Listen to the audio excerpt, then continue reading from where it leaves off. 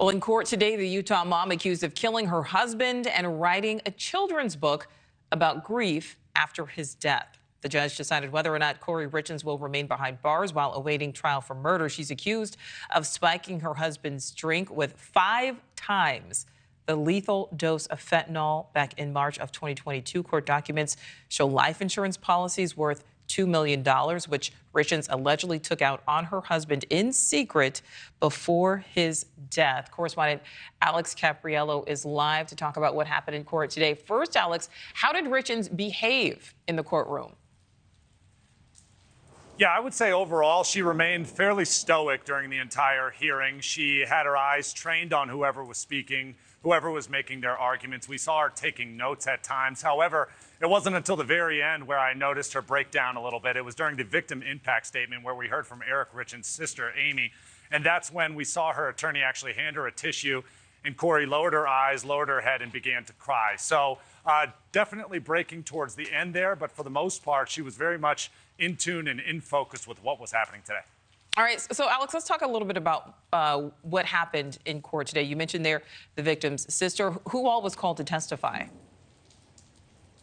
Yeah, we saw the state call multiple witnesses to testify today, which is a bit unusual when it comes to detention hearings. I'm told that normally these last around 30 minutes before a judge renders a decision. Instead, we saw the state actually call witnesses up and present a case. First was an investigator who outlined the alleged drug transactions that happened between Kouri Richins and an anonymous source. It really showed some of the exchanges that occurred and some of the cell phone tracking to different locations where various drug buys happened. We also heard from a forensic accountant who analyzed years worth of loan payments, business transactions, as well as life insurance policies, ultimately outlining the mountain of debt that Kouri Richins found herself in right before Eric's death. And ultimately, the point is the state was trying to show that this was the motive. Money was the motive here, and that she felt that she could profit off of Eric's death.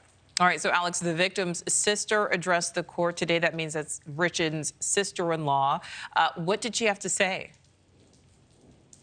Yeah, ultimately, this was a very powerful statement when it comes to victim impact statements. She really outlined what Eric meant to the family, sort of the trouble that the family has gone through since that death, and ultimately making the case as to why Kouri Richins should stay behind bars. It was powerful. It was emotional. We saw Amy Richins cry. Obviously, that led to Kouri Richins crying. We have a bit of that victim impact statement to show you. Take a listen. In his last moments, after being intentionally poisoned, he was faced with betrayal and terror. The thought of it is unbearable. I am haunted by the horror of it. This last year has been a living hell for our family. We have watched as Kouri has paraded around portraying herself as a grieving widow and victim while trying to profit from the death of my brother. Both by trying to profit from a book about his death and trying to get life insurance and assets that should go exactly where Eric wanted them to his boys. And the biggest point of this whole story being that this was a mother and a father of 3 young boys. And obviously, Amy Richins making that point very clearly that 3 boys are at the very center of this, 3 boys that have lost their father and have a mother that has allegedly profited off of this loss. And so I think the judge really taking that into account, this whole family business, and thinking about the possibility that if Richins is let out on bail, that these 3 boys could possibly be in danger. Same with the rest of the community. Same with some of these witnesses who we expect to testify at the trial later this year. So ultimately, again, bail denied for Kouri Richins today here in Park City, Utah.